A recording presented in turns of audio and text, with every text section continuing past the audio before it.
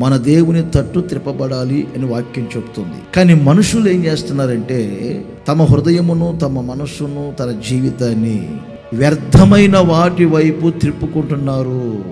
పరిశుద్ధాత్ముడేమో వ్యర్థమత వద్దు అంటాడు, మనుషులేమో వ్యర్థమైన వాటి వైపు, అంటే దేనికి పనికి రాని దాని వైపు.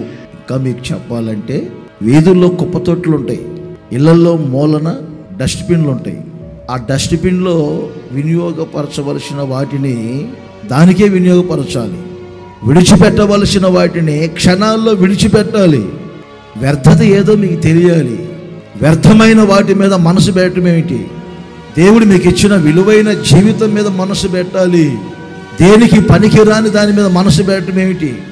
త్రుంచివేయవలసిన దాన్ని క్షణాల్లో త్రుంచివేయాలి.